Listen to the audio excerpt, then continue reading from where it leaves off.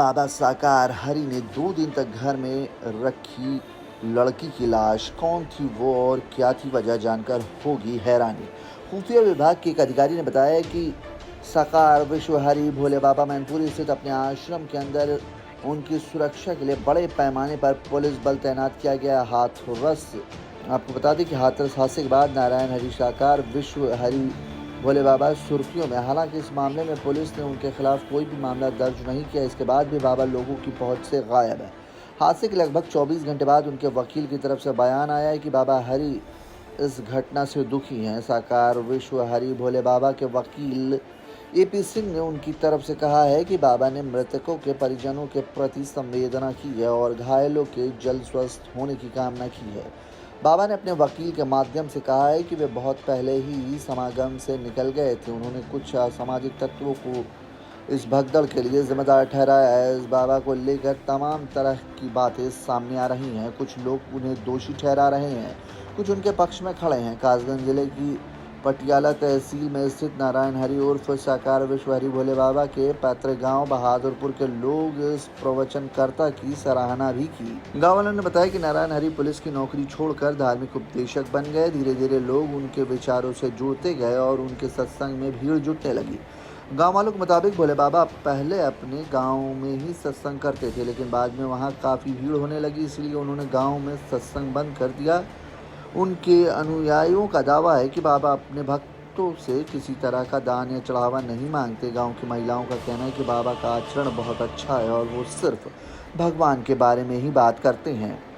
आश्रम के पास रहने वाले धन सिंह, मोहित कुमार और गांव के जय कुमार ने भी बाबा की प्रशंसा की और कहा कि वे और बड़ी संख्या में अन्य लोग अक्सर बाबा के सत्संग में जाते हैं। 2 दिन तक घर में रखा लड़की का शव।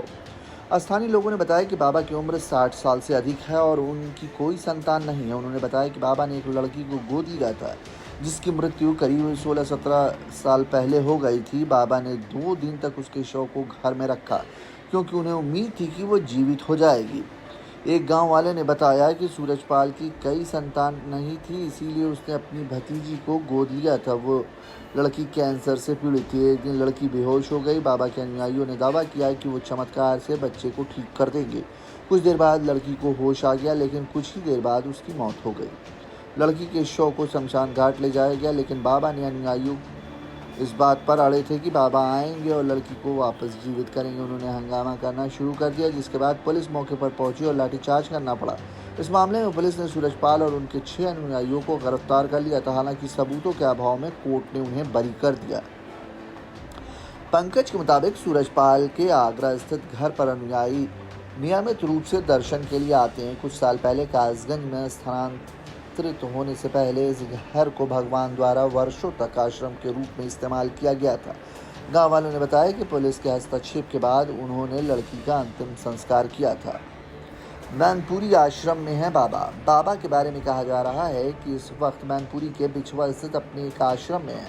मैनपुरी स्थित आश्रम के बाहर सुरक्षा के कड़े बंदोबस्त किए गए हैं। भगदड़ कांड के बाद मैनपुरी के बिछवा कस्बे में स्थित भोले बाबा के आश्रम के बाहर कड़ा सुरक्षा घेरा बनाया गया है। आश्रम के बाहर कई थानों के पुलिस मौजूद है और आश्रम के अंदर मीडिया सहित किसी को भी दाखिल होने की इजाज़त नहीं दी गई है।